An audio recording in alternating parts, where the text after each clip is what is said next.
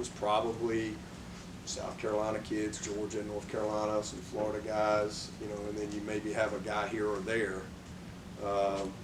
But most of the kids probably grew up familiar, very familiar with that. But today's world where, I mean, you can, you know, you can FaceTime to somebody in Hawaii, like right now, in 30 seconds. It just changed that. And there's so much exposure. You can visit Clemson without coming to Clemson, right? I mean, we couldn't even fathom those type of things back in the 80s. I mean, you know, you have phones. You know, you could, how you gonna zoom into something? Virtually tour with a drone flying through a building. You know, you didn't have that. So in those days, people kind of got to where they could drive to, you know, and you got the coverage you got was mostly regional, and actually everybody read a newspaper, right?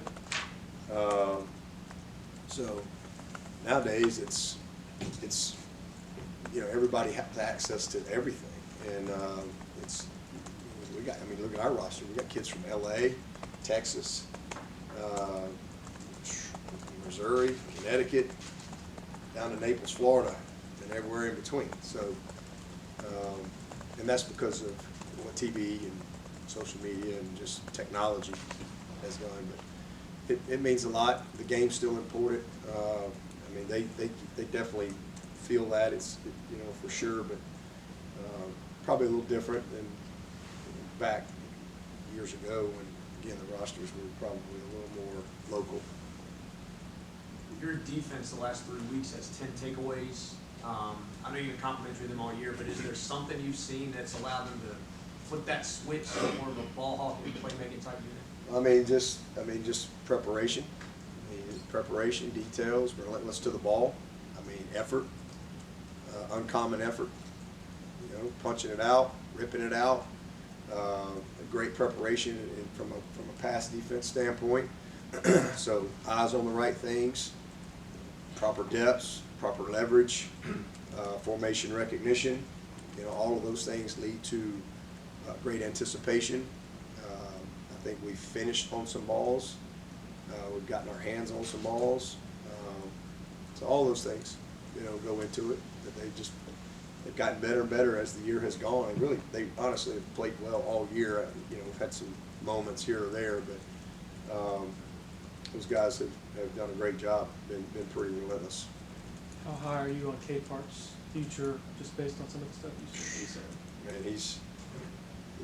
he's coming into his own. It's fun to see. He's a perfect example. This kid wasn't anywhere near ready to be a good player when he got here. He looked the part, but he wasn't in great shape. He wasn't very strong. Didn't have great body composition. Certainly did not know the game. Did not have good fundamentals. Did not have good technique. He just was a lot of potential. And this kid has worked and worked and worked, and man, Nick's done an amazing job with him, and he's just developed, and you look up and you go, wow, he is a monster. I mean, and he's still, I mean, his runway's still way out there. But it's so fun to watch him now. He's just got a lot of confidence to him, you know, and a lot of the work that he's put in, he's starting to see some of the fruits of that labor, and really proud of him. He's a great kid, and I mean, he is a great kid.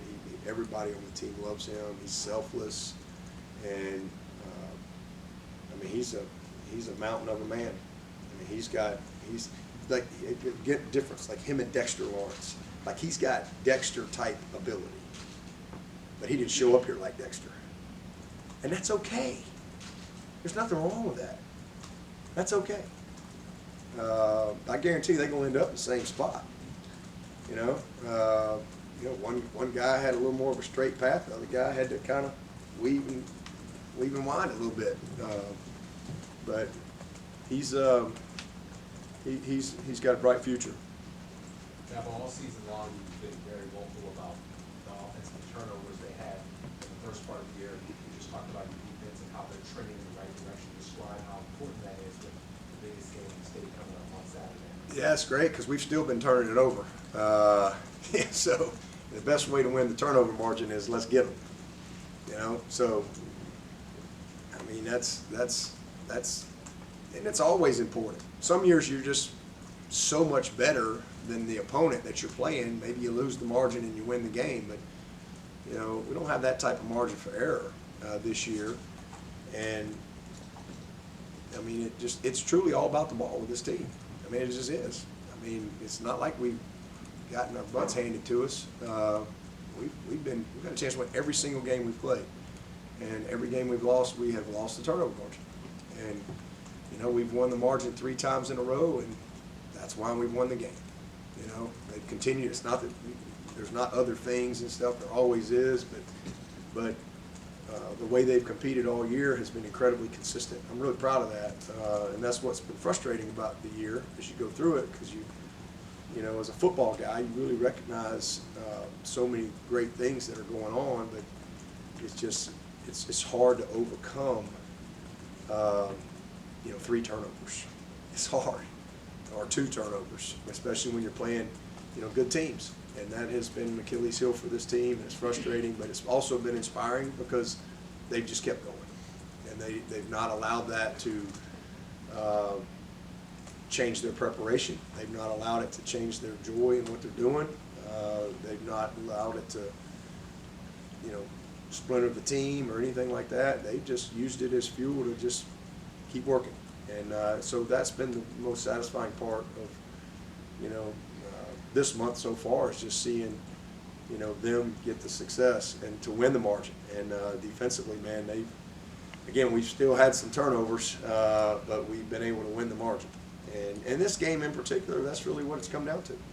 I mean, we lost 5 in a row, and in that 5-year stretch that we lost 5 of these in a row, we turned it over 15 times to their 3.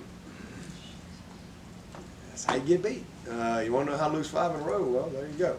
We had 15 turnovers to their 3, including one year I thought we definitely had the better team, and 13. I think we had 6 turnovers and still had a chance. I think we had a chance right there at the end. I think it was Humphreys maybe fumbled right there on the punt return at the end of the game. So, you know, and that's usually what it comes down to in games like this, you know, and that's what happened last year.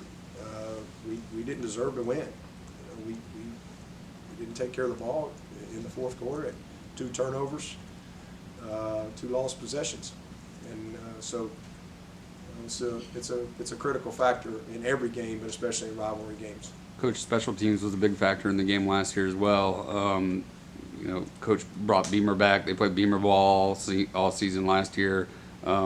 Outside of place kicking, obviously having its issues, you have to feel pretty good about the rest of your special teams. I do. Hopefully our fake punt will work this week. Try to call that 1st or 2nd series. Hopefully that one will work. Get that one to go. Be good. Yeah, I mean, I'm really proud of Aiden Swanson, first of all, and he's coming back, by the way. He's you know, was originally, I think he's fallen in love with it. He's had a great year, man. He's been a weapon for us. You know, our battery and all those guys have done a good job for us. Robert Gunn, I think, has had 13 straight touchbacks.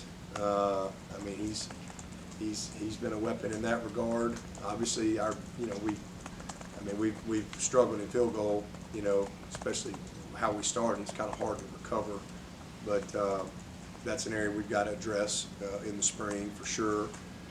We've got to get better there, but our coverage has been really good.